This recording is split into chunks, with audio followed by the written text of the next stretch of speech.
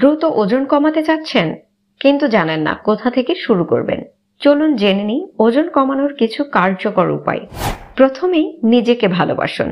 ওজন কমানোর শুরুটা হয় নিজের প্রতি যত্ন নেওয়ার মানসিকতা থেকে। প্রতিদিন বেশি করে পানি পান করুন।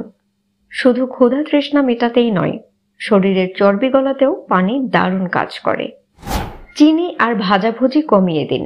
মিষ্টি, সফট ড্রিঙ্ক বা ফাস্টফুড খাওয়ার আগে একটু ভেবে নিন আপনি নিজের শরীরকে কি দিচ্ছেন।